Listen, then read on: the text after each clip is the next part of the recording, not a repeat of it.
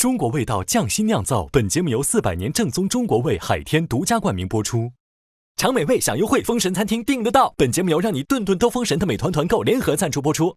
小象超市30分钟快送超市，感谢节目官方食材供应商小象超市赞助播出。一饭封神尝百味，一杯宫酪品匠心。本节目由一口爱上中国味的宫酪酸奶赞助播出。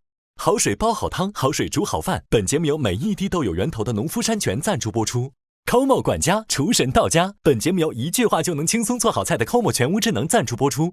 一饭封神更懂美味，麦麸迪解码贴心更懂犬猫，本节目由麦麸迪指定赞助播出。卫龙高鲜牛肝菌魔芋爽，鲜香爽，本节目由卫龙魔芋爽赞助播出。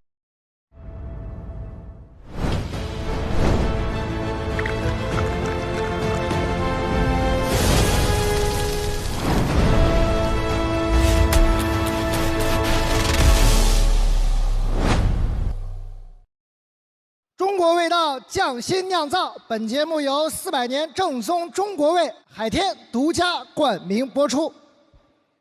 大小厨入局战现在开始。我今年的评判标准也比去年高了。你的结果是出局。天哪，全都没过。不管大厨还是小厨，大家都得拿自己手上的功夫说话。口感是超级好，很产自然的感觉。入局可不敢？入局。恭喜你入局了！耶！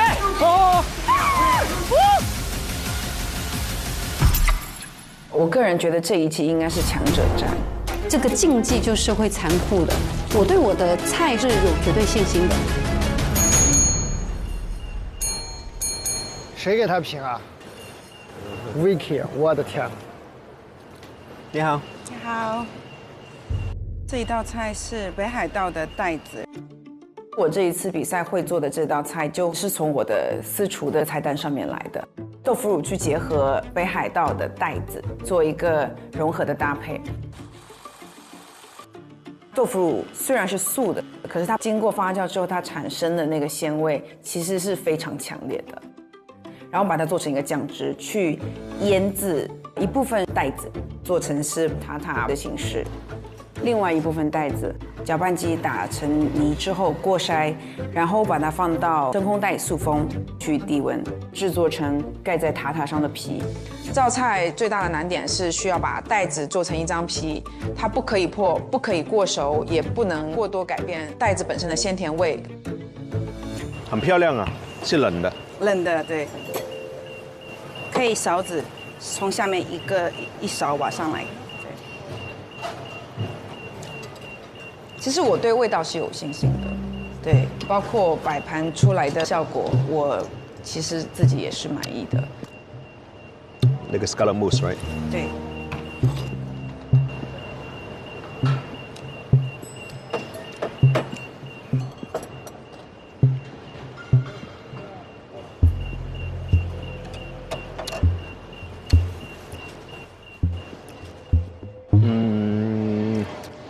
其实很清爽的。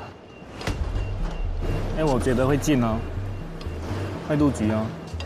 你想法很创新，因为你用了腐乳嘛。对。是不是腐乳？对。但是吃下去的口感应该是很滑的。你用这个吗？对。我不知道你的温度是我的温度是80度。我打的时候是冷的打的，对。然后我猜可能你 blend 的时候呢，可能的机器是发热了。搅拌机应该是冷冻，所有东西一定要很冷。你永远要留意搅拌机有没有发热。因为越热了，很难回去一个滑的口感的。但是如果你搅拌的时间不够，吃下去的感觉也是不对。所以搅拌就是搅到刚刚中间，但是还没发热，这样能搅拌得很 smooth。这是这个位置一定也找得到。But thank you so much. Thank you. 你的结果是出局。好，谢谢老师。谢谢。路人乙出局。我有在问路人乙比得怎么样，听说他有一个步骤是失误了，就很可惜。Hello， 那请介绍一下。这是一个红树林膏蟹烧宁德黄膏。这一道菜我们用3种不同的虾熬的虾高汤，还有猪骨跟鸡熬成的肉高汤，又加一点丝瓜，相当于3种不同的甜度。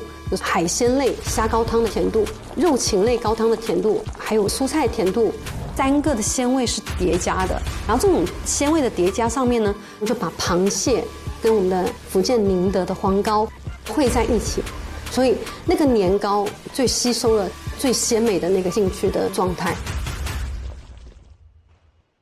是一块年糕先，对，你可以用勺子。OK。对。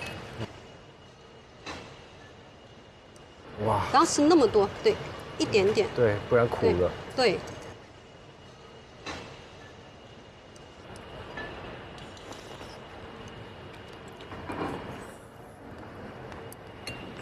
要吃一口螃蟹。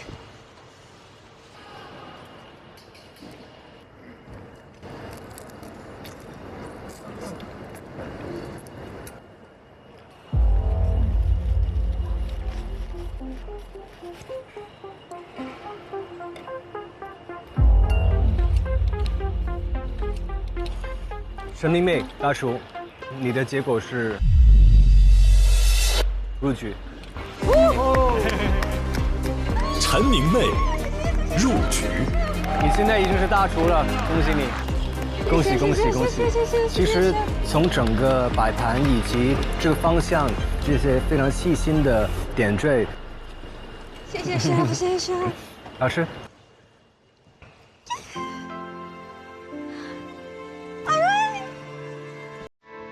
阿妹大厨的菜，光是一打开，我就觉得非常有现代的简约的美感，然后非常鲜明的一个很鲜的鸡虾汤，然后它的这个小米的黄膏也是起到一个跟螃蟹的纤维感非常有反差的一个口感，我觉得完成度是很高的一道菜。陈明媚入局。我很高兴秦风老师能够再点评我。当年止步风味的5强，就觉得厨师这个职业是不是我应该要坚持下去的？然后他送给我一个礼物，给我写了一句英文 ，Keep cooking， 就是这一句话也让我坚持做厨师做了12年。他说：“你现在已经是大厨了。”我觉得我自己给自己交了一个我满意的答卷了。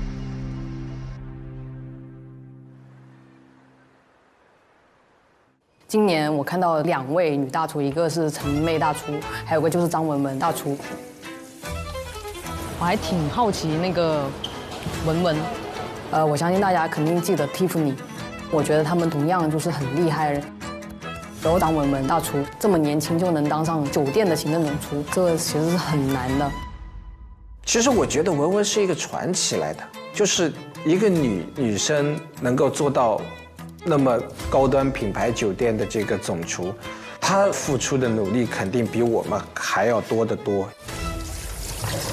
河蚌，哟，这个是寻龙鱼肚。寻龙鱼肚。对，这寻龙鱼肚有啥讲究吗？我还没吃过寻龙鱼肚，这没吃，这是吃那个寻龙鱼筋是吧？对，就是吃这个东西。对，寻龙鱼肚。那我没用过。我也没用过。我也没有。寻龙鱼肚就是寻龙鱼的鱼标嘛，一般人就只知道寻龙鱼的鱼子就是用来做那个鱼子酱。那张文文这一次就选择用了鱼肚，我也好奇他会怎么样去用了。我今天做的这道菜不是我餐厅里的菜，我是单独研发了一道菜，因为餐厅的招牌菜其实都玩腻了。就自己会觉得没有什么意思。我这次做的菜是炸辣椒寻龙鱼肚，其实寻龙鱼肚很少被用作食材，我试了很多种方法去寻找它的口感，最后发现就是切薄片，快速的去烫一下，口感是脆的，味道是鲜甜的，跟炸辣椒它会很搭配，因为炸辣椒它是软的，炸辣椒，这是个很有意思的东西。这个说起来可能就会稍微长一点。就是古代人为了更好的保存食材，将谷物裹在食材上发酵啊，这个叫做炸。但是我们现在去苗族地区啊、瑶族地区啊，包括土家族、侗族，都还会沿用这种方法，就是用苞米颗粒裹在肉上发酵，就是冬天杀的猪到春天、夏天那个是味道是很美好的。就是有点中式熟成的感觉，对，所以他用这个炸辣椒还是挺期待的。我第一次接触炸辣椒这个食材，我觉得很有趣。别人听到这个名字，一般都以为是油炸的炸，但其实它读炸，第三声。它有发酵的酸，有碳水，有辣，大酸大辣，很丰富，很香菜，就是很有口味，侵略性。包括我也去湘西那里去跟一个阿姨去学了怎么去制作这个炸辣椒。我先选用了湖南本地的土鲫鱼，把它熬制成鱼汤。在出汤的时候，我加了一些紫苏，去它的土腥味，然后拿小火慢慢把它的那个炸辣椒煮软，把它的酸味提炼融进这个鱼汤里面。因为炸辣椒它是软的、酸的，然后寻龙鱼肚它是脆的、鲜甜的。所以我对这道菜还是有信心的。你这么淡定，是故意拖这么久的是吧？还是让我饿一点那个？饿一点，吃的什么都好吃，是吧？来点开胃的。来，你介绍一下呗。我今天做的是本地的一个发酵的食材炸辣椒，然后我搭配了一个紫苏的一个脆片。紫苏脆片我烤的也是紫苏的叶子的样子，它里边放了淀粉跟紫苏籽。烤完它很香，搭配炸辣椒糊会更丰富口感。直接拿一个勺，然后㧟一口，搭配一个紫苏脆片一起吃。对，我给您拿一个，有点烫哦。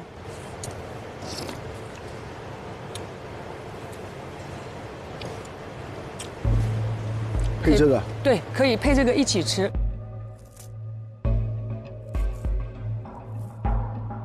我当时就希望会是荣叔过来评我，因为如果这道菜经过了荣叔的肯定，那我就不再是只感动自己了，这道菜的意义已经达到了。炸辣椒这个调味料，其实我也是孤陋寡闻，然后就研究这个坛子辣椒。对，然后我这罐炸辣椒是去年9月份腌的，因为它是9月份以后的辣椒肉会厚一点。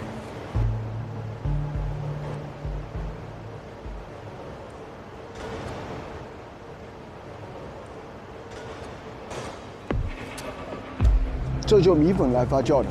对，米粉你也可以选，因为我去学习的时候，他们有用玉米粉，有用米粉，就每一家都不一样。每个阿姨都是专家，每个阿姨自己的烹饪手法也不一样。那你是湖南人？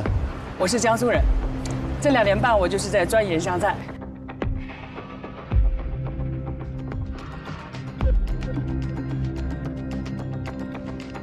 就是我也是第一次见寻龙鱼肚有这种汤羹的形式出现，所以你这次的结果是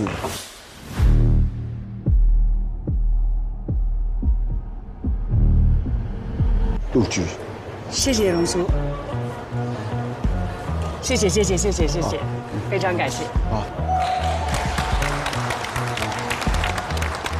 我是要问问他那个是怎么做，因为他那个寻龙鱼肚，其实我也没有吃过。它的第一口的感觉就是紫苏味特别浓，第二个呢，炸辣椒这个酸辣味，再配上鱼汤，我觉得花了很多的心思。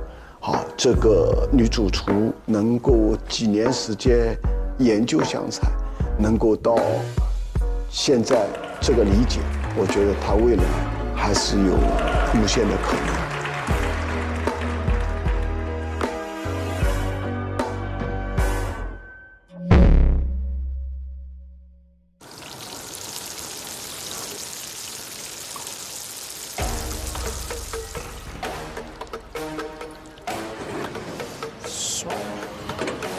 Vicky 那里的2个大厨在香港，其实也是很厉害。啊，这个我完全不熟悉。那个外国人是芬兰人，另一个是香港的，他俩都是有非常强烈的个人风格的。啊，张师傅他是创作能力很高的，他做的菜都是没有其他地方做的。我叫张家玉 Manis， 我是来自中国香港的。我的餐厅叫唐人馆，是做中餐的。对我自己来说，美食的话，它是一个能让人开心、舒服的事情嘛。所以在我的餐厅里面，哪怕是客人跟我说：“哎，我喜欢吃方便面，我煮给你吃，没所谓，你开心就行了。” Is that miso? This one is the brown butter. Eric 是一个非常害羞跟低调的厨师，他一直保持那个好厨师应该有的好奇心。我比较讨厌那些哔哩吧啦的人，他也是讨厌那些，所以基本上我们两个一起都没话说，但是关系都不错。I'm chef owner of the restaurant Abo in Hong Kong. We are Nordic-based restaurant with lots of the inspiration, influence all around Asia. Actually, we received the first Michelin star only 8 months after opening. The second year already come the second star and has kept it for 7 years. What a nice surprise to see you here. Yeah, for me also quite surprised to be able to join that. And we've known each other. I've always wanted to ask you, why did you move to Hong Kong? My wife. Okay, she's Chinese. Yes. Wow, okay. Congratulations. Yeah, that's the simple, good reason there. I moved in Hong Kong like 11 years before.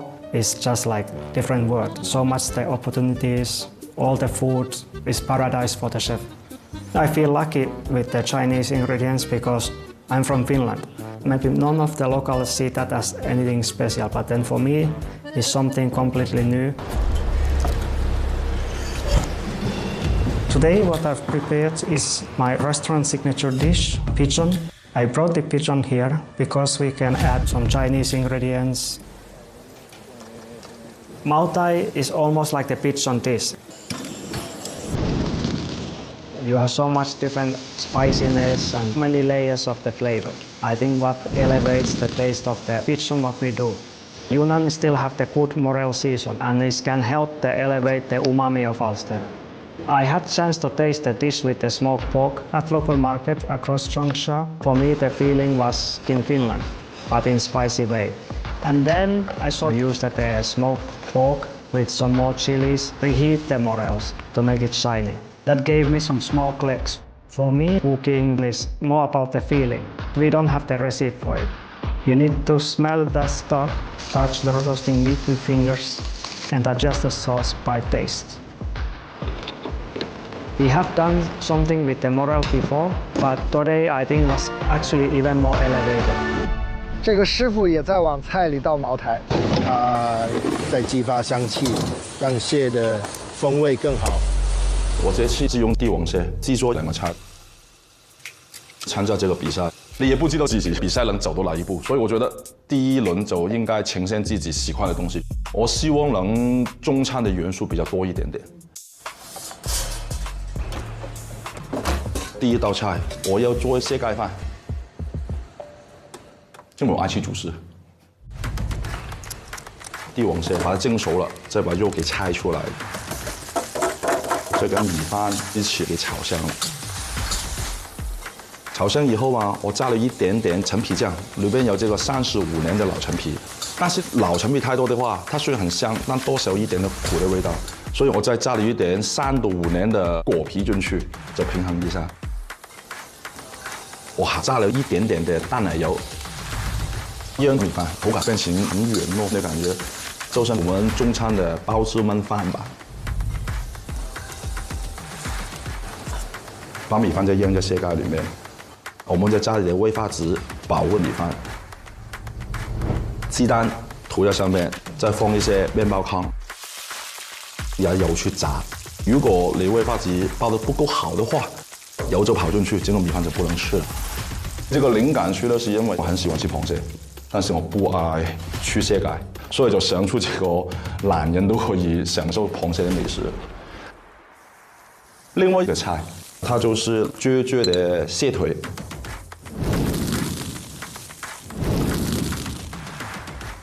这个菜很特殊的东西，就是菜谱油。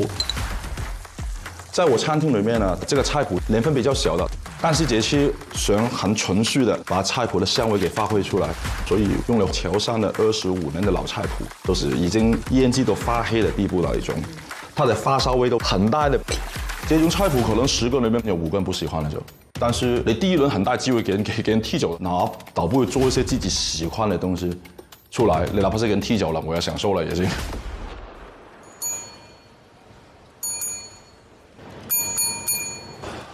老师你好，你好，这是今天的菜，谢谢。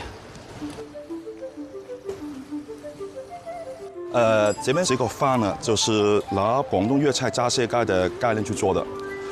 我自己习惯拿吃这个时候会加一点脆皮来吃。OK。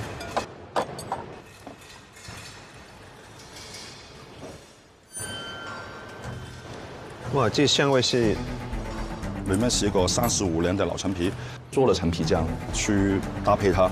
然后底下呢，我用一些烤干的陈皮，用了一个背长炭，还有一些冷泡的陈皮水去制造一个陈皮的香味。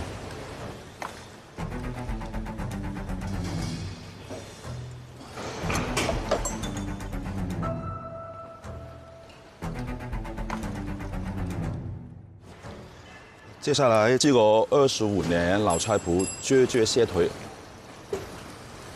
那我都是蟹嘛？啊，对，旁边的不需要吗？其实也不需要，就是这辅料而已。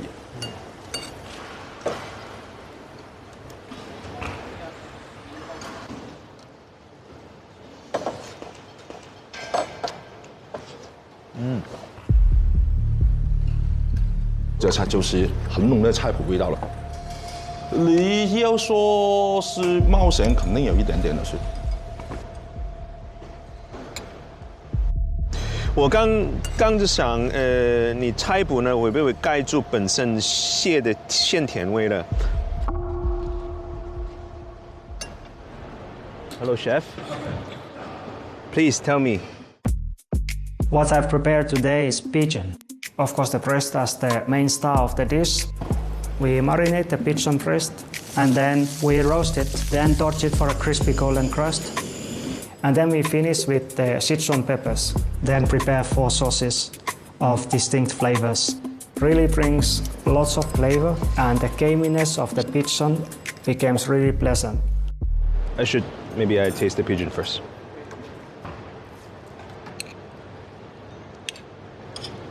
Wow, perfectly cooked pigeon. Beautiful. Yeah. I think like any kind of the job, you never celebrate too early. That's unprofessional.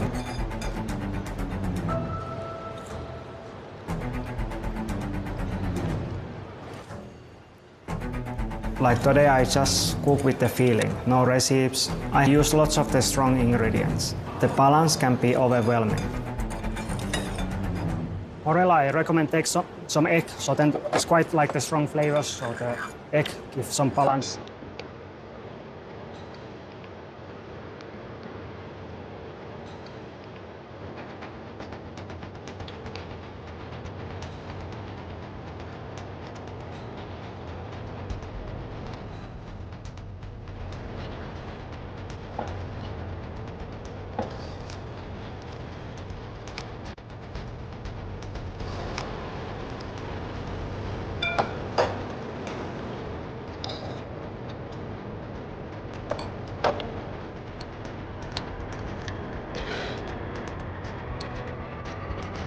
I mean, everybody will know that this is a dish from Chef Eric. So, congratulations. Thank you. The pigeon is cooked perfect. The skin is still crispy. It has that sweetness that it needs on top. At the same time, it has a little bit of buzz from the peppers. The morel, I don't think is too strong, but you're right. The quail egg is texture is a lot more sticky. Yeah. And all the condiments, scream so much, strike the balance. So, Wuchi. Thank you.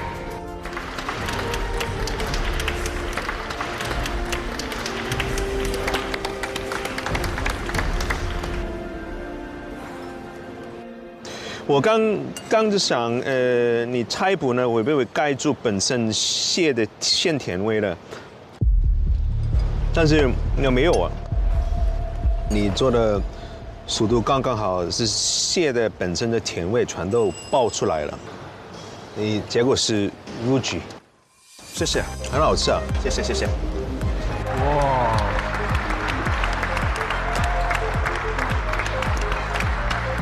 它的折薄，一开始我发现有很多菜谱，它控制的特别好。第一口是很香，留着口腔也是一个鲜甜的蟹的味道。然后它那个饭就是硬水分的焖饭，因为它盖住的丹江面包行的一个 cover， 补了在很多本身炒饭的香气。那我吃下去的第一个感觉就是有很多不同的香料。有一点点的香水柠檬，然后里面还有很多蟹肉的香味，但是吃下去的感觉就是超级平衡。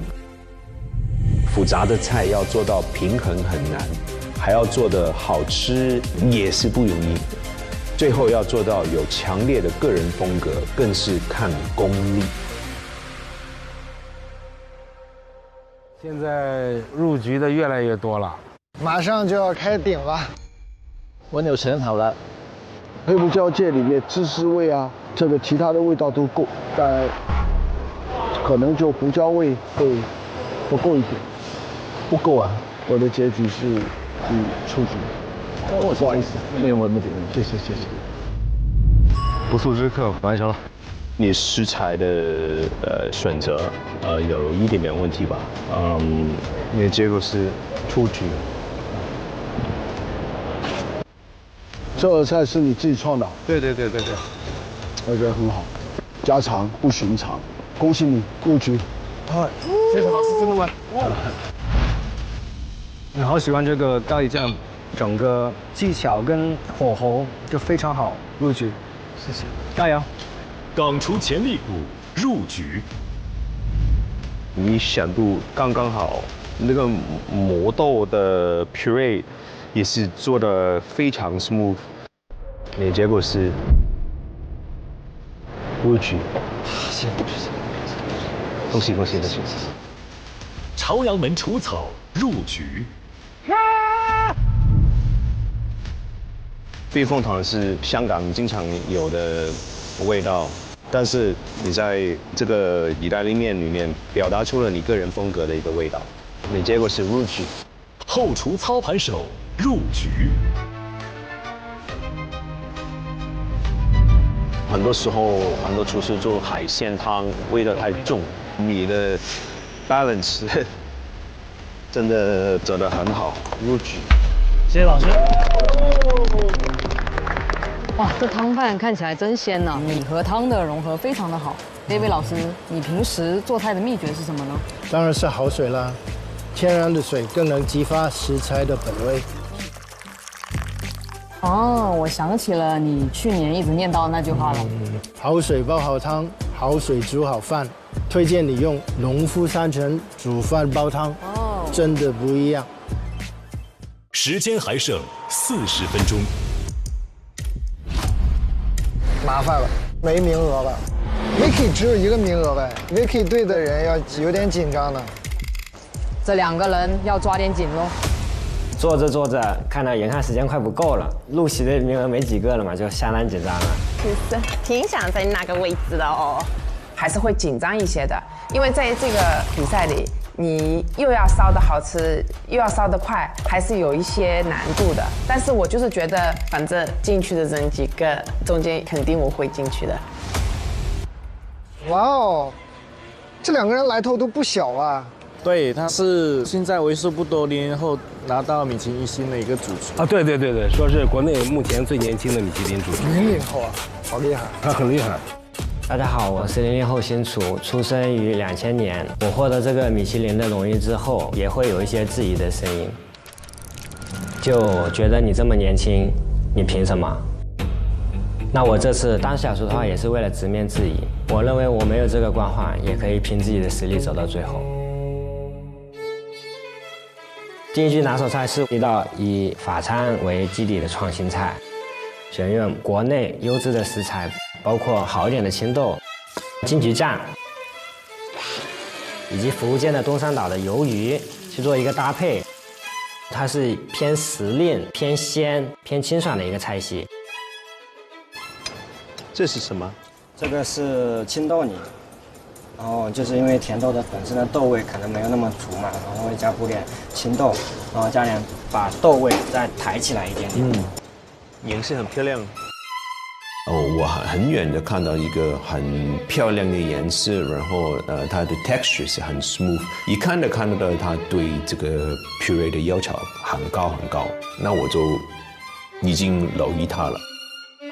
我觉得一道菜里每样东西味道的平衡是很关键的，豆的豆香味够了，所以我又打了洋葱泥来提升菜的甜度。你这个小天才好像是整啥呢？怎么一直在打汁儿啊？我也不想一直打汁儿，但是我的酱油比较多，因为每个东西可以增加一说口感。你像我后面又打了墨芋泥，是为了增加鲜味和口感；果酱是增加复合的酸，薄荷油能让菜的风味更突出，但是就非常耽误时间。因为只有一个破壁机，我每次打完一个泥之后还要再过筛，然后清理干净之后才能再打下一个，我要重复这些步骤5遍，就觉得着急又没办法，我也想着急啊，就没办法，当时就这样，完蛋了。那个好像说是意大利冠军嘛，它很优雅。你们和我这米德东3个人。就像我的名字意中人，我是一个在意大利出生长大的中国人，所以我结合了中国的饺子和意大利的威尼斯水城的元素来做今天的这道菜。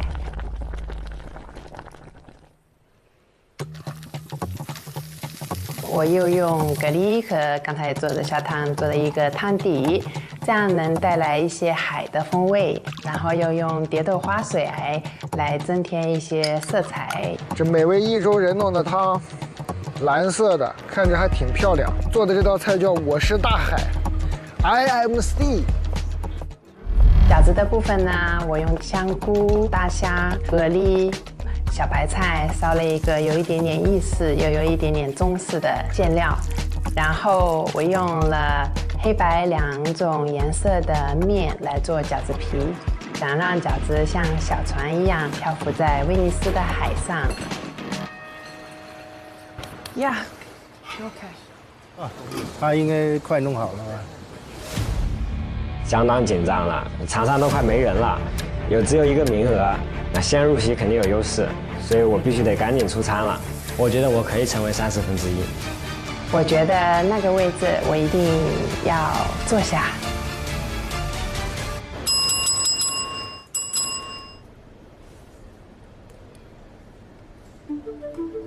这道菜就是一艘中国小船漂在威尼斯海上的模样。这个呢，请评委就是喷一下上面，这个是雷蒙香水。你可以帮我喷吗？海上的风一样。OK。可以试了吗？嗯。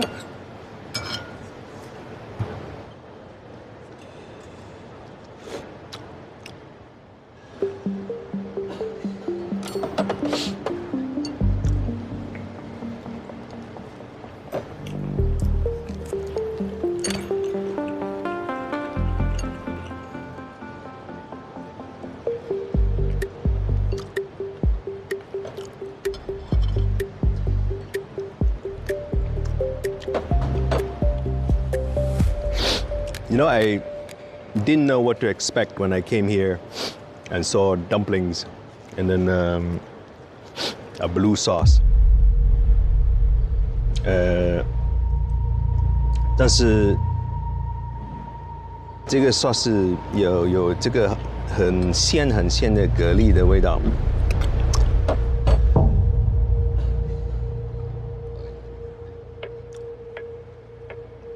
I hope so. It's buonissimo. I hope so. buonissimo 就是意大利文好吃。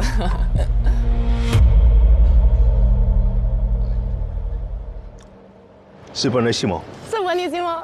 希望是你说，你的结果是录取。谢谢呀！其实蓝色很可怕，因为不是大自然食物的颜色，有不想吃下去的恐惧感。但是他用那个蓝色很有海上面的那个意境，我觉得是很有趣。他们是刚好就需要那个了。评审 Vicky 席位10人已满，就看着每位意中人拿走最后一个名额，就心里拔凉的。Vicky 老师那个这一排人都不落的，我感觉替补的概率还挺难的。请慢用。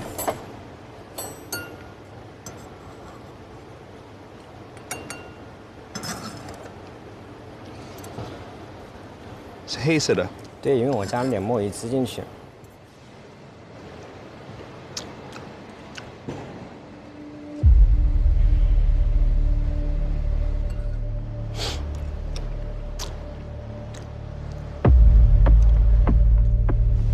他就自己在那默默吃，他也没有说好吃也不好吃，知道吗？完蛋了，我到底去还是不去啊？到底怎么样？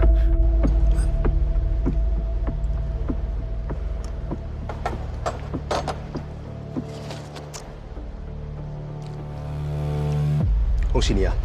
谢谢谢谢。你这个是录取。谢谢维克老师。恭喜你。谢谢谢谢，维克老师。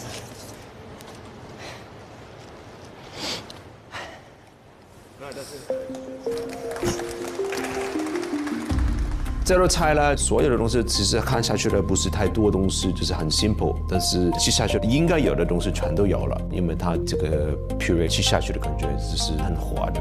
鱿鱼呢，就是刚刚熟的，它呢一般是透明的，吃下去的感觉真的是很嫩、很鲜，还有一点清爽的金桔的 puree， 最后有一点 spice， 很 balance。我觉得今天如果不给他一个入局呢，可能我心里面也不舒服啊。评审 Vicky 选择被替换的选手是，要替一个出来的。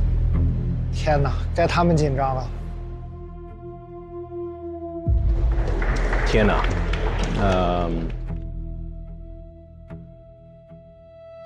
他有决定了。说不紧张肯定是假的，虽然对自己有信心，但是就是怕被替换下来的会是自己啊，因为确实大家都很厉害。当时要进行选手替换的时候，我跟 Vicky 对视了一眼，我也不知道他到底在看谁，心里还是挺没底的。因为我刚刚坐下，我100%也是没有，但是90%我觉得这不可能的吧。比赛规矩就是这样，只有可能入局4个厨师。当时我做了这个选择，其实我应该要对每一个厨师有负责嘛。那我的选择呢，其实就是按照我专业的标准，这是一个很艰难的决定。评审 Vicky 选择被替换的选手是，我要替换的人是。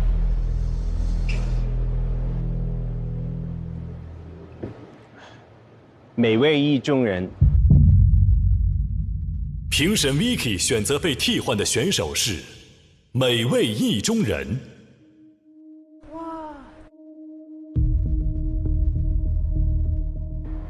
哦，刚上，这个太难受了，这就一瞬间。是啊，这太难受了。Congratulations！ 不好意思，很惭愧，很惭愧。没关系。还是挺失落的，毕竟才刚刚上来，但是没关系，我觉得这也算是我厨艺的一次经历吧。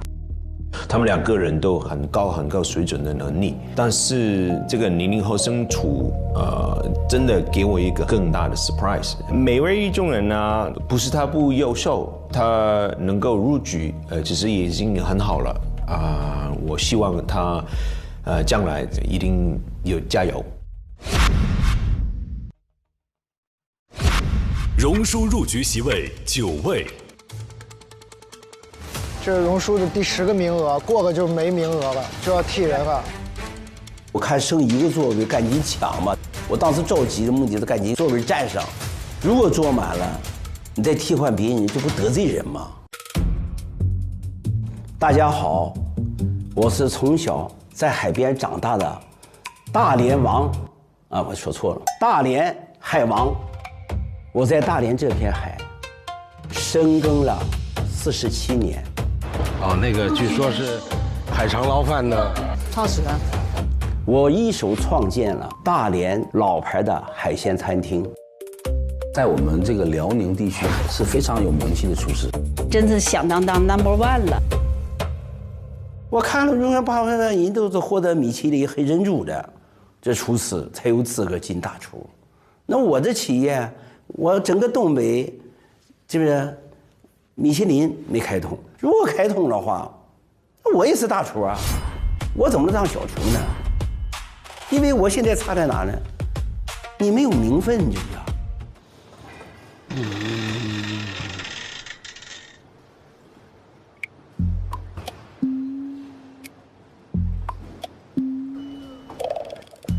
这个电饭煲呢，我在家试了5、6遍了。我觉得我的程序记得很清楚，先按哪个键，选择哪个，到整个的，我觉得不对，怎么没加温？多少有点着急，头还有点出汗。亏着我多按了2下，没想到，哎呀，它显示了，我当时感觉就是喜悦。因为我不用看，我不用尝，我就能觉得它的火候是最佳的，所以说我就很有自信了。我今天带来的这道大连海肠捞饭，选了大连的深水厚皮海肠，不能用淡水洗，用海水洗呢，保持海肠的原有的大海的味道。我们用黑毛猪的五花肉炒香，产生美拉德反应。加入用粤菜的煎汤，这个汤是自带鲜味和香味。那么我们这个米饭呢，用的五常大米，再浇上海棠这个汁水，叫鲜上加鲜。刘叔啊，咱俩互动一下啊！你我的海肠粉，你亲自撒，我撒是吧？哎，天然的味素，多少？差不多了吧？可以。北派海肠捞饭是我们滨海楼的镇店这个饭，并且今天很荣幸的荣叔吃的的是295660份，请品尝。这样是吧？哎。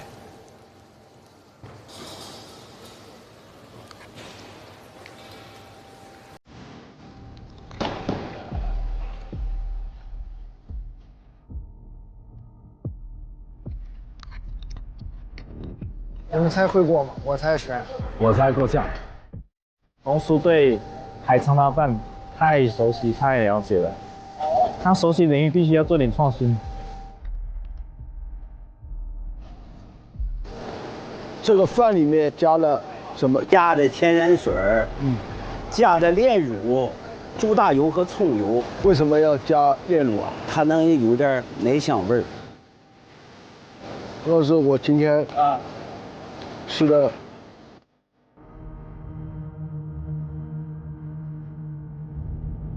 最好的一锅米饭，恭喜你入局了，谢谢，入局了，大连海王入局了。哎呦，龙叔的第10个，大连海王入局。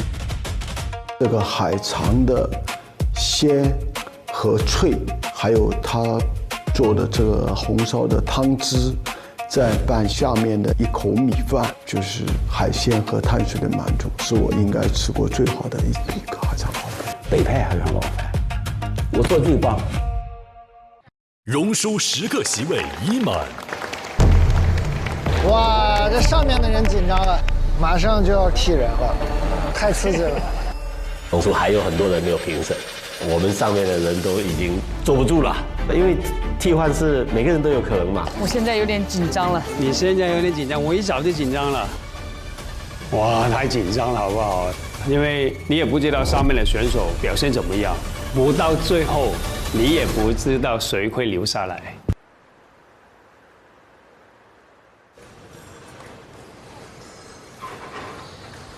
王刚老师在做那个剑手青，刚刚出来的第一茬。老师哇，龙叔好。有剑手青。对啊，这个有毒的吧？我会好好处理的，龙叔您放心。哦，没事，我试菜你别把我给害了。不会不会不会。剑手青的整个全名叫红牛杆菌，它是红色的，手碰到的时候它就会发青变色，所以叫剑手青。剑手青呢有它的两面，一个是有毒性，但一个非常的鲜美，但是要有一个高温的处理。王刚老师是云南菜的代表之一啊，非常值得尊重的一个前辈。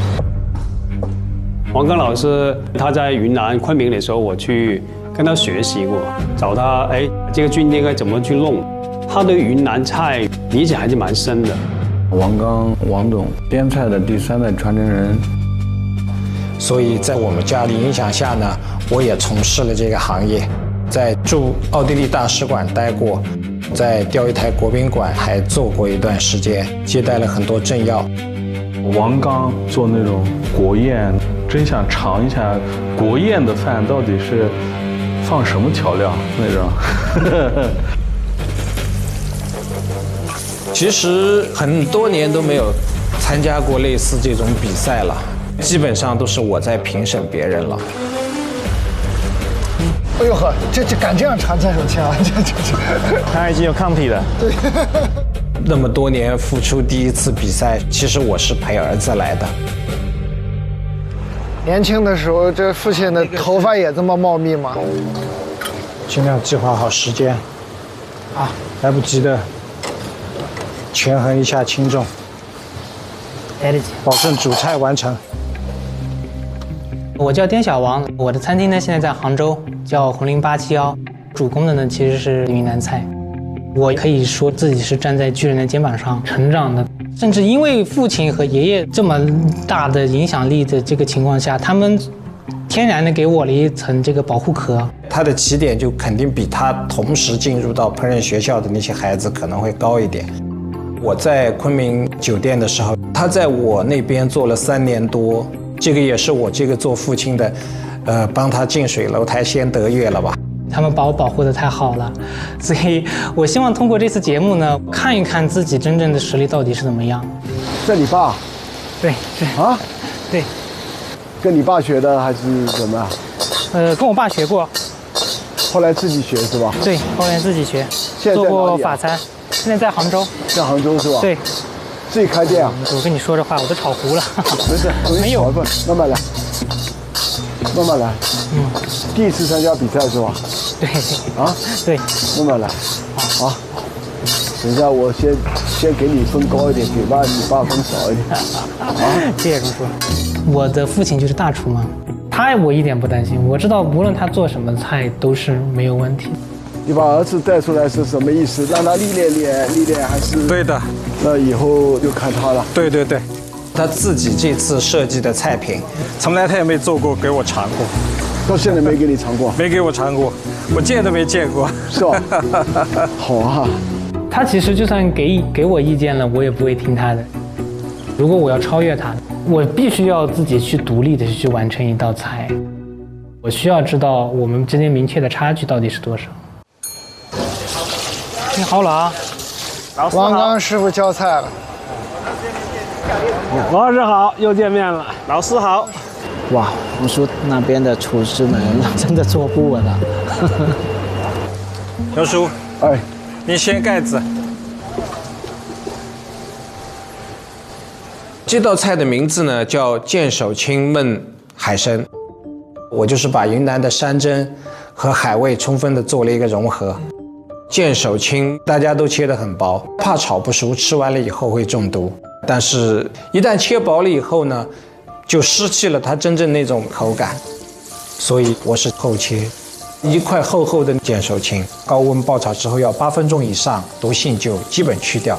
如果再放在高汤里面煨个5分钟，这个口感可能是最佳的时候。做出来以后，它的滑嫩的口感不输于鹅肝。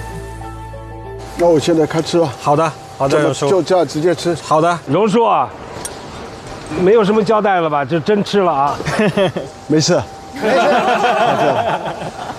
我切的比较厚，一个菌只起了2块到3块。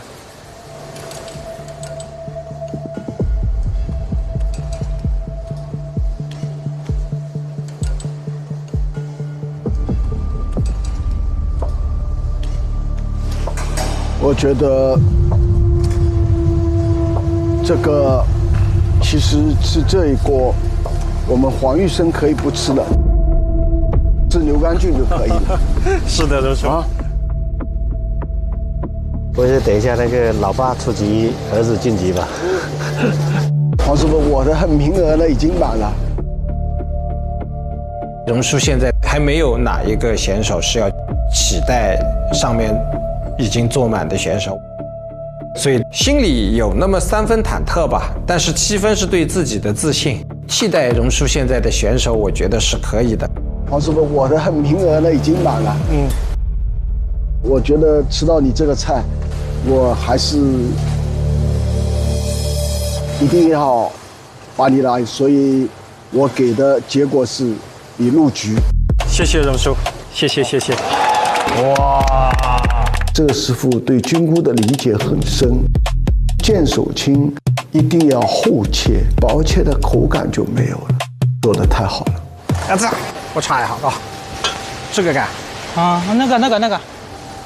哎，你看他尝他儿子的汤，太温馨了。good。现在我们要等待榕树决定替换的人选。哇，榕树马上就要决定了，当场就要决定了。哇，这太残酷了！上面那几个，你说他们有没有那种可能是大厨换大厨，小厨换小厨？我天哪！今年玩的这个太刺激了。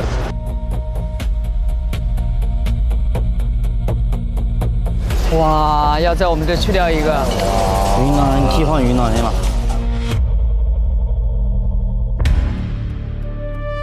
评审榕树选择被替换的选手是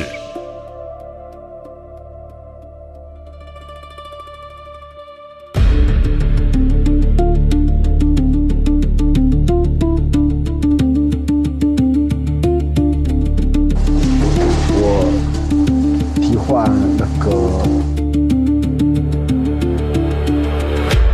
闪闪惹人爱。闪闪惹人爱。走了，好，走了。这个太残酷了，当场就要下来。走，恭喜！好，谢谢，走了，谢谢。拜拜。其实我入选的选手，我觉得都是挺优秀的，2个都是传统菜。闪闪有人爱做的烩粉条，完全是站在陕西的角度去看这个。见手青焖黄玉生是云南菜和粤菜的一个结合，从这个菜里面可以看到背后的功力不一样。你儿子在这比赛啊？哪一个？我旁边这个。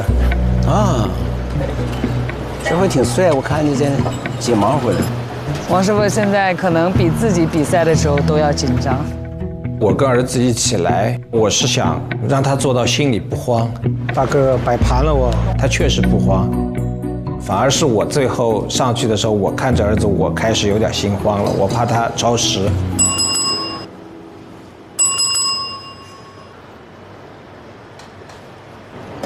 好，介绍一下。这道菜呢，我命名为鱼生有礼。我这次把我和太太的爱情的故事做成一个食物的情书，送给我的太太。我把黄鱼拆解做成1鱼3吃，我想表达是粤菜，它馅料广博，技法多样。这个叫鱼里邂逅之称心如意。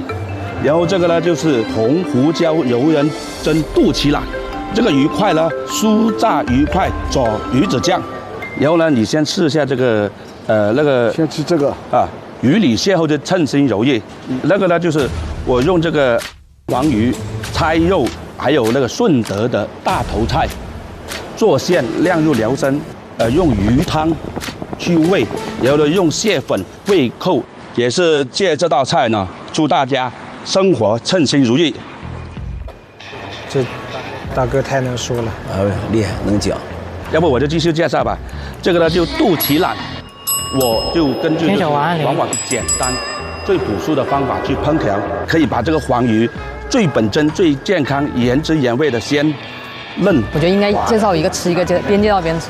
其实呢，我也是想介绍这菜呢，就是表达了我对爱情的一个看法。往往平凡中有鲜有美。大哥别讲了，再讲他们菜都烧糊了。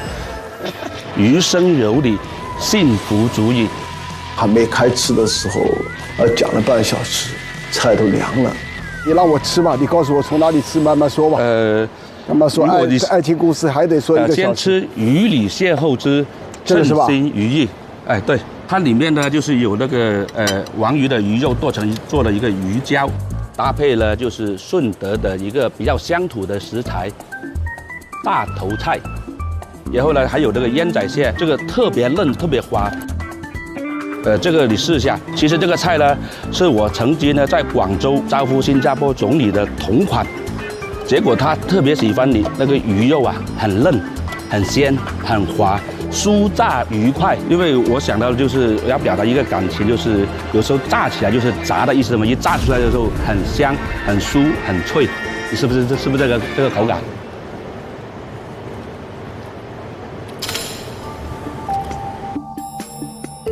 我觉得这条黄鱼演绎的特别好，你的结局是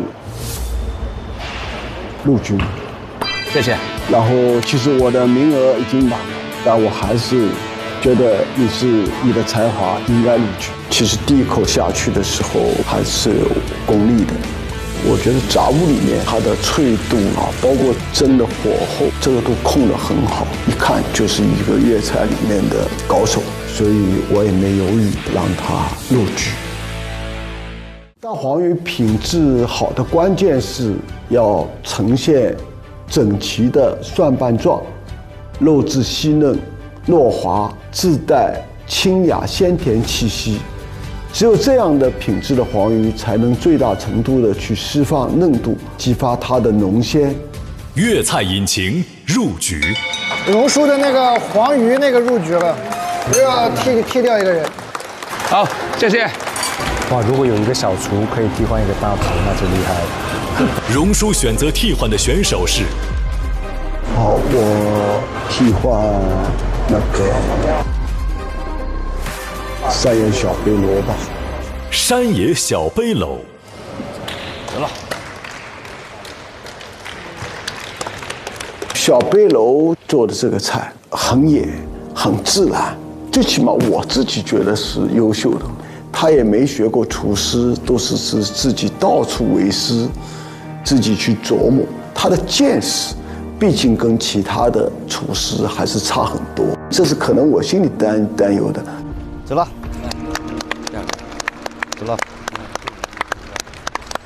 谢谢。能获得榕叔认可我做的这道黄鱼，非常的荣幸，太激动了。而榕叔他本人对黄鱼本身的肉质口感要求特别高。做这道菜之前呢，我确实研究过，野生黄鱼肉质好，但是价格不够亲民，很难到日常餐桌上。俊海用固定网箱养的黄鱼便宜，但是它的肉质松散，很容易有土腥味。而现在呢，有一种创新的养殖技术，能让大家以养殖的价格吃到野生的味道。小巷超市的千里回游大黄鱼，一年要游1000海里，我都叫它马拉松鱼。而且从捕捞开始，最快48小时就能在小巷超市买到，它的新鲜度就很好。我们这儿太刺激了，我们还有2个哇，几个？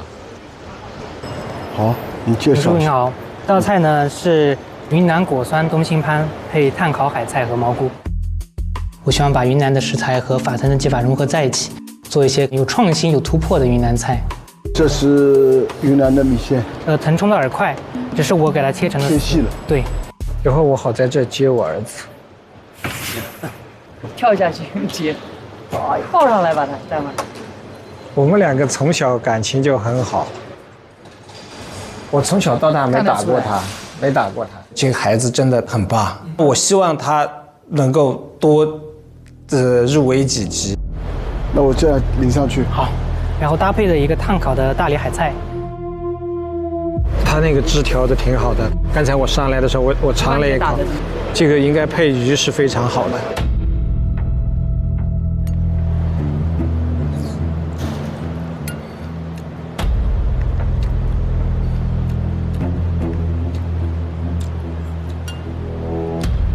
我都有点紧张。我紧张，我太紧张了。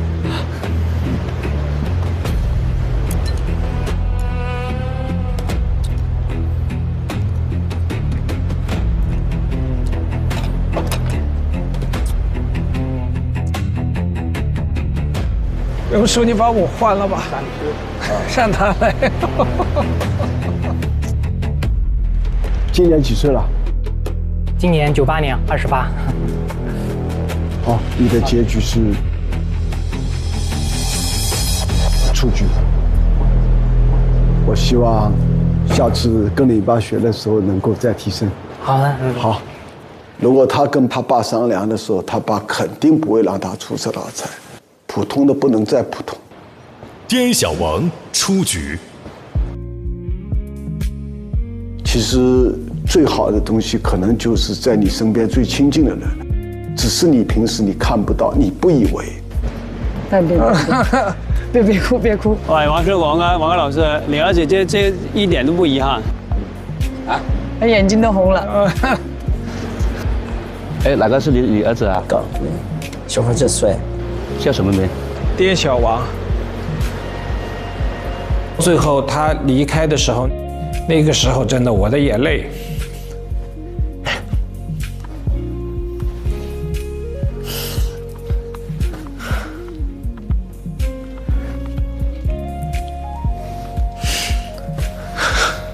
其实那个时候我真的，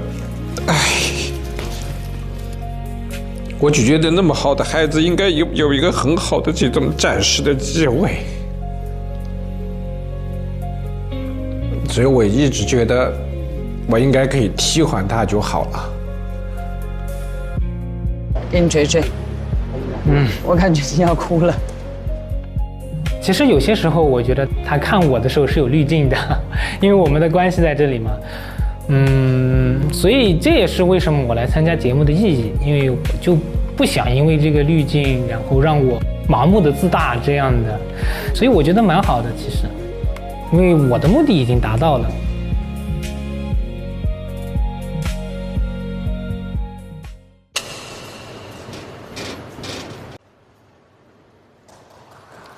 王叔好，先喝杯茶清清口，虽然有点凉。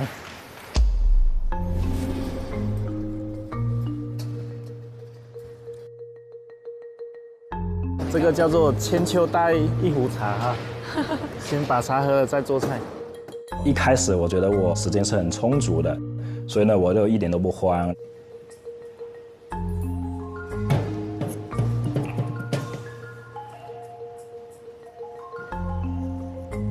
时间还剩30分钟。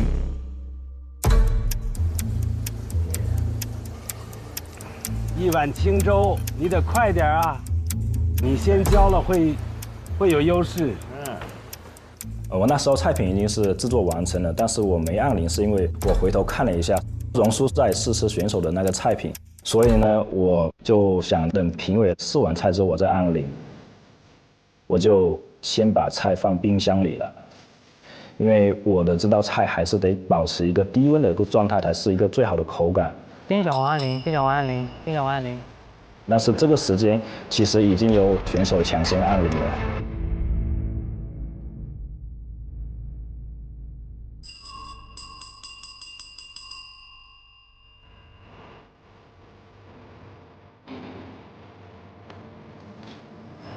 好，你介绍。你好，这道菜呢是云南广饭。我这是最后一个按铃，那我这个就又等很长的时间，这可能会导致我后面的菜品不能达到一个完美的一个状态。我看着碟子的温度已经回到常温的时候，我已经开始越来越慌乱了。这个是临时的一个状况，就完全打乱了我一个计划。龙叔好，先喝杯茶清清口，虽然有点凉。最后一个了吧，龙叔最后一个了吧？我都出汗了吧？最后只剩下一个那个一碗清粥了，那是最紧张的时刻。当然，因为坐在上面的人都希望说不要再有入籍人上来了嘛，大家就那个不用再配替换嘛。刚才我看你用虾是泡在生腌汁里面泡过了，对，然后就是把料去掉。对，因为我餐厅有一个状况，就是我的客人很喜欢吃生腌，但是他现在不喜欢吃那种香菜、蒜啊这些佐料。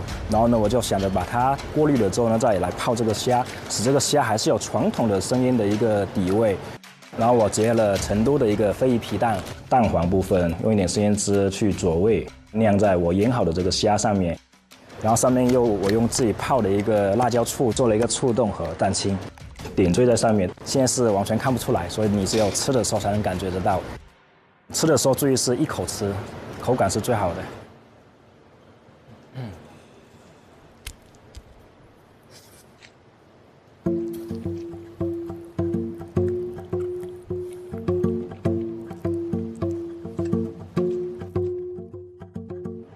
虾肉你这么软糯是敲过它？我没有，我在虾的背上划了3刀，对，所以它的口感不会太紧实。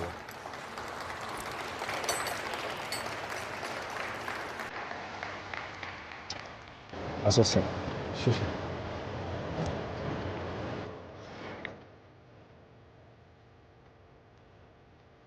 荣叔吃了我的菜的时候很严肃，他也没有什么表情，就一直很犹豫。这个时候我内心就开始很忐忑了，因为我觉得这个菜他已经错过了他最完美的那个时机了。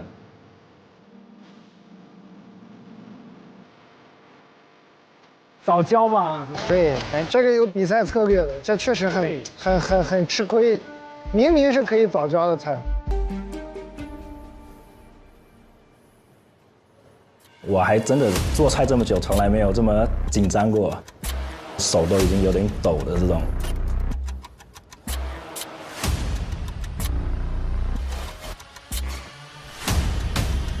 荣叔在那里考虑了半天，看到他纠结的时候，我觉得又不稳了，他这把刀又要拿出来了。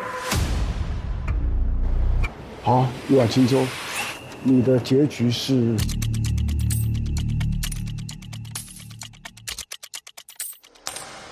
入局了，入局了，恭喜！谢谢王叔，谢谢王叔，谢谢。喝着茶过关了。对啊，就默默的喝点门茶就过了，还挺厉害。一碗清粥，入局。哦，加油！他做一个生腌的虾嘛，这个其实不是很难，但是他创意是什么呢？把皮蛋里面呢就分成2层。溏心皮蛋再加皮蛋的皮，然后在2个皮蛋之间用醋再滋了一下，变成了很立体的口感。但我没吃过这个生腌虾的呈现方式，听都没听过。又得砍掉一个人了。荣叔，请选择您要替换的选手。又一次那个残酷的时间，我就在想说要做好准备吧。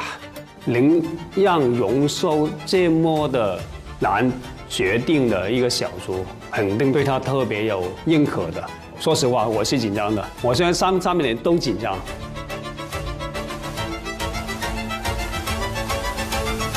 我想要替换的选手是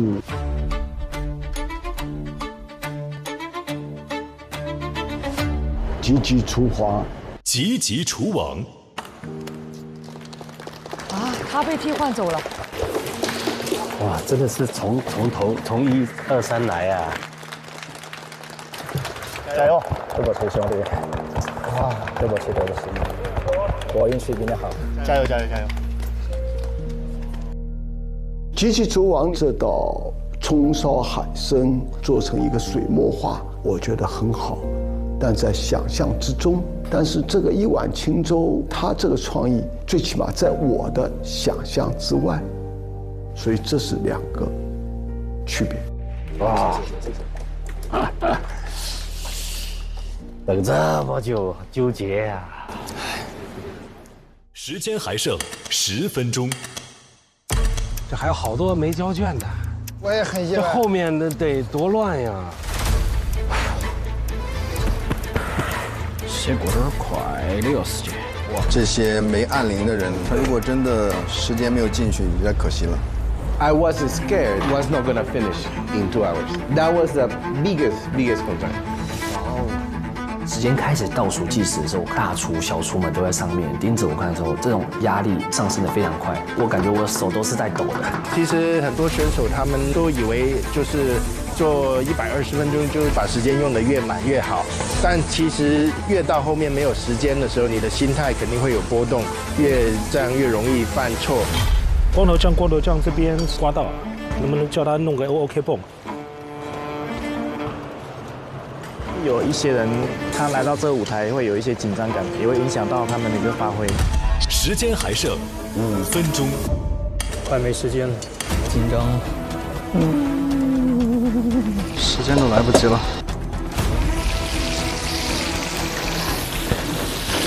我看着他，我都有点担心了。再检查一下，完成了吗？感觉他快交卷了，快点！你看等一下，他们都基本上都差不多时间完成。倒计时10秒钟。反正先把自己做好就对了，然后剩下的就让评审老师来决定。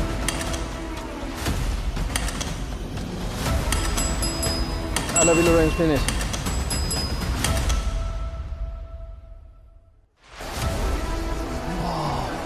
我的天哪，这个太残酷了。等待过程中，我心跳超快的，3个人一个位置，我觉得压力非常大。午夜实验家你好，老师好，请介绍一下你的菜。这个是来自台湾的卤肉饭。那这一次的卤肉饭，我是用煲仔的方式去呈现。OK。这次在猪肉的选材上，我混合使用了长白山黑猪和西藏香猪这2种猪肉，这样猪肉的香气会更加浓郁。我们做卤肉的时候，会先用肥肉来煸油，它的油脂感就会很强。那就把我这次带来的台湾特殊的植物马告和刺葱加进去，这样会中和掉猪肉带来的油腻感。最后再加入自己熬制的老卤。卤肉饭对我来说就是一种思念。有句话是这么说的：比起日出，我更喜欢日落，因为日落的那种感觉是告诉你该回家了。我也想传达这个东西给大家。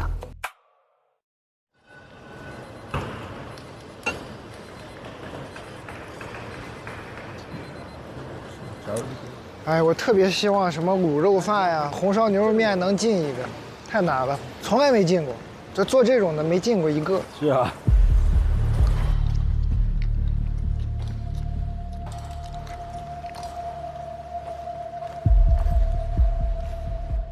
我在很专注在看他的表情，他微笑，然后点头，然后我在想，我心里很紧张，是点头是什么意思？你倒是说句话呀。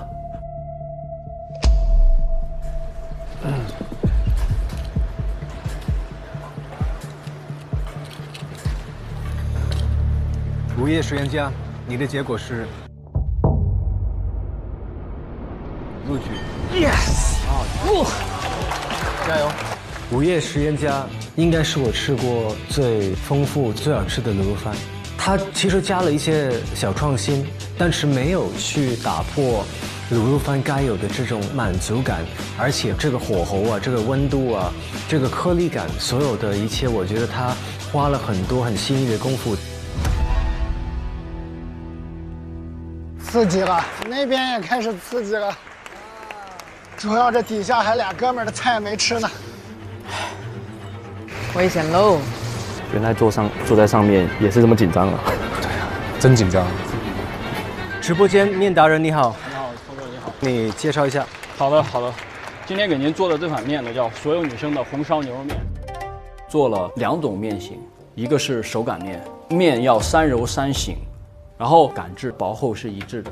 这样的话呢，在吃面的时候，它的吸汁、它的耐泡是接近于我追求的那个完美的状态。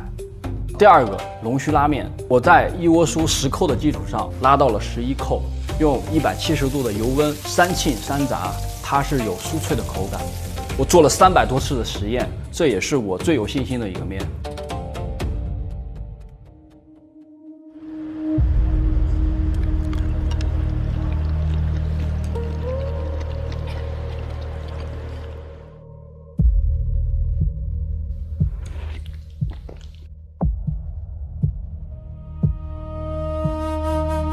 为什么这么喜欢做面？因为我爱吃。这个吃完之后呢，您可以吃一下泡椒芥蓝，野山椒的泡出来的，自创的。然后最后呢，吃完之后，您可以加一下，它有甜味，又有咸味，而且又有种酥的脆感。首先，我觉得非常感动，就是看到一个年轻人这么专注的去钻研我们的一个美食，2种面都非常有你自己的个性。危险喽！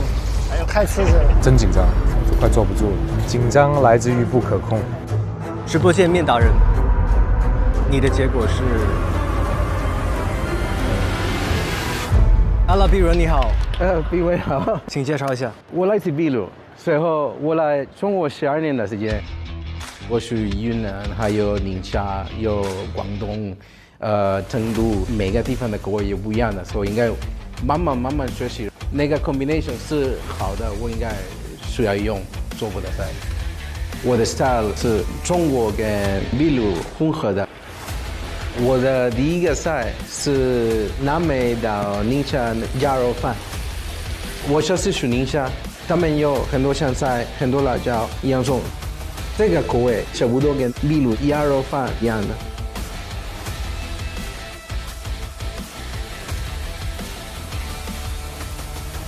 这个哥们儿就是阿拉庇湖人啊，他是说是从庇湖到宁夏，完全想不出来会啥味儿。秘鲁菜这些年很红，有一个榜单叫 Best 50，去年的第1名、第4名和第9名都是秘鲁的。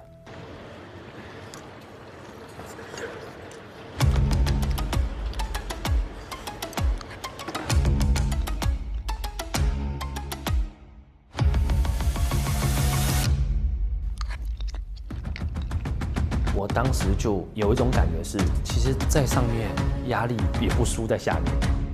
因为在烹饪的时候呢，是我们的战场，但是坐到2楼的时候，我们只能干瞪着，会不会凳子都没坐热就要被替换下来了？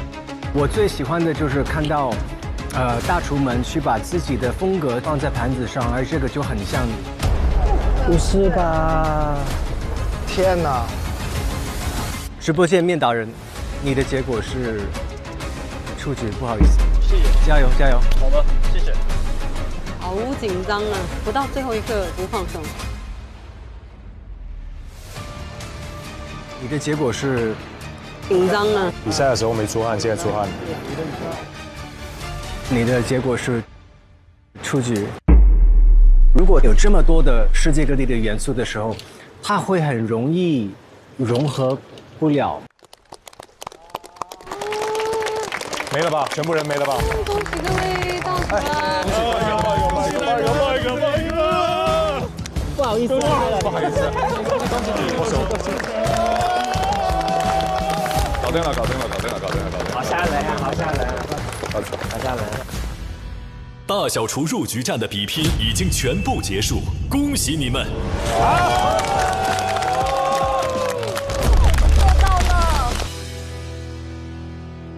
接下来将宣布本局比赛的隐藏入局规则。隐藏？在整个比赛过程中，2楼观战的嘉宾们试吃了每一位坐上了入局席位选手的菜品。经过他们的讨论和建议，我们决定追加2位入局者。他们会回来。有请被替换下来的4位选手入场。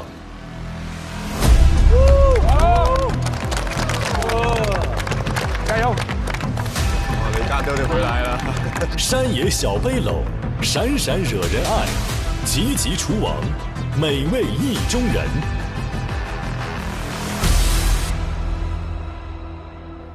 经过我们5位的反复讨论，重新复盘了各位双手创造的美味，我们集体决定复活的第1位选手是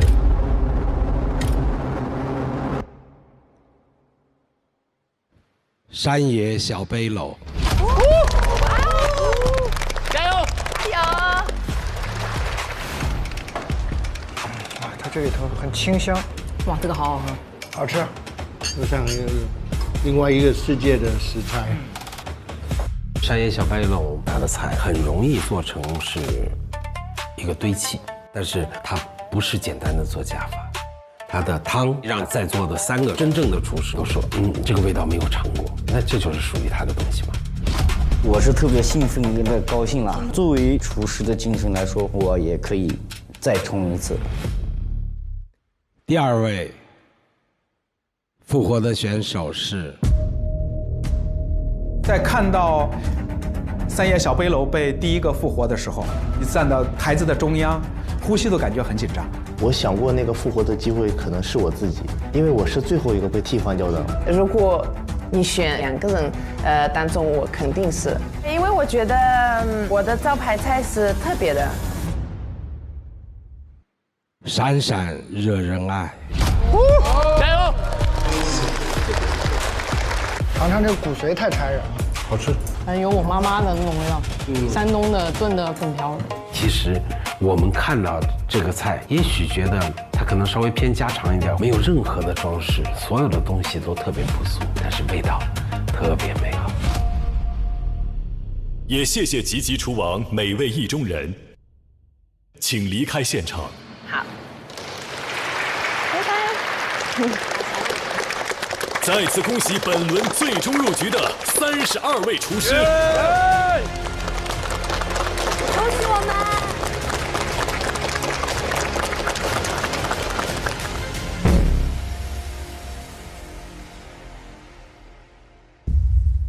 有请小厨入场。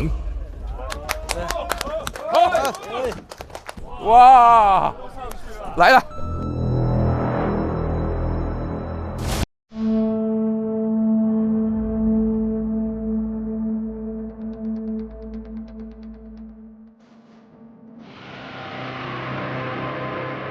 哇，在那儿等着我们了。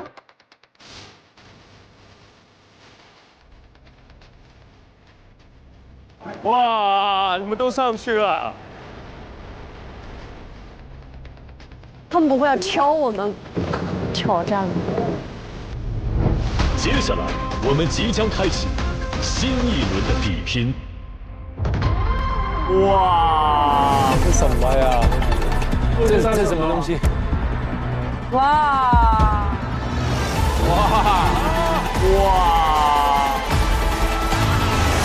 准备让我们放倒了吗？我觉得以后应该没机会见到你们了。还有谁？来呀，你过来呀！限定的食材、限定的辅料和限定的设备，我觉得挺有意思。可以拼了，信心肯定有的，因为本身在生活中我就是大厨。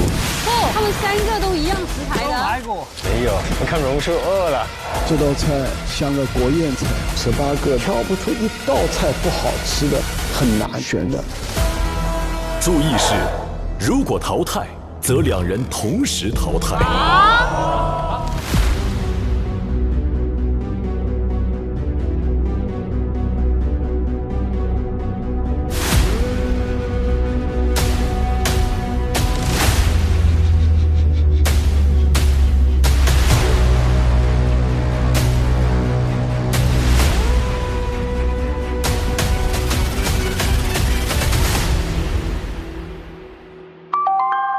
一帆风神可不只是有一门手艺，现在我要做的另一道必吃的一碗饭——活海胆饭，这也是我们店的招牌菜。我的店累计8年上榜必吃榜，想做出这种一口惊艳的饭，第一，饭必须香，五常米用纯净水蒸透，加自制的海胆粉。第二，料汁儿必须有2道浑，2次加入，1次打底，1次提浑。第三，食材先后，整整的6只大连黄金胆，饭香，灵魂料汁儿点缀，这一口才记得住。我的店在大众点评必吃榜上榜8年，让人记得住，不是因为做法复杂，是因为它真的好吃。无论是大连还是到哪，找好吃的上必吃榜，没错。每周3、周4来腾讯视频看《一饭封神》第2季，12点 SVIP 更新 ，VIP 次日12点抢先看1周。每周5、12点 SVIP 惊喜加更，看更多正片未播精彩内容。每周6、12点 SVIP 更新会员专享衍生一饭小馆，畅聊正片幕后。每周日精彩衍生一饭家常菜，看大厨教你做家常菜，更有各种精彩花絮不定期放送，不定期惊喜直播等你解锁。中国味道匠心酿造，本节目由400年正宗中国味海天独家冠名播出。尝美味享优惠，封神餐厅订得到。本节目由让你顿顿都封神的美团团购联合赞助播出。小象超市30分钟快送超市，感谢节目官方食材供应商小象超市赞助播出。一饭封神尝百味，一杯宫酪品匠心。本节目由一口爱上中国味的宫酪酸奶赞助播出。好水煲好汤，好水煮好饭。本节目由每一滴都有源头的农夫山泉赞助播出。Como 管家厨神到家。本节目由一句话就能轻松做好菜的 Como 全屋智能赞助播出。一饭封神更懂美味，麦麸迪解码天性更懂犬猫。本节目由麦麸迪指定赞助播出。卫龙高鲜牛肝菌魔芋爽，鲜香爽。本节目由卫龙魔芋爽赞助播出。来一瓶万益蓝小蓝瓶益生菌，吃喝封神好搭子。本节目由万益蓝 Wonder Lab 指定赞助播出。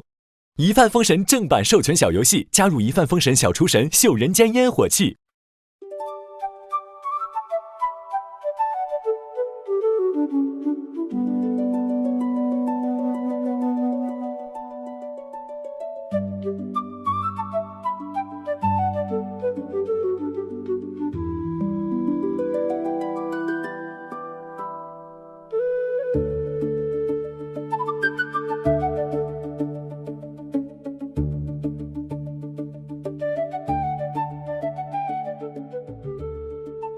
上微博进入一饭封神话题页，为你喜爱的厨师打 call。上微博参与一饭封神话题讨论，获取更多独家精彩花絮。上微博参与一饭封神2二创大赛话题讨论，赢取更多精彩福利。上微博参与一饭封神2观后感话题讨论，分享你的节目观后感。关注新浪娱乐，精彩内容早知道。下载网易小蜜蜂，看更多年轻人的朋友圈。超1000万留学生都用有道词典 AI 同传。上知乎参与一饭封神2问题讨论，参与知乎剧综圈子活动，解锁惊喜好礼。上百度 APP 搜索百度娱乐 get 更多娱乐精彩独家内容。上百度搜索一饭封神第2季，精彩内容尽在百度百科。上新浪新闻客户端搜一饭封神，看节目更多精彩内容。看新闻用 Zaker， 关注最新节目资讯。中华万年历 APP 陪伴成长，记住一生乐趣。西窗竹 APP 品味中国诗词之美。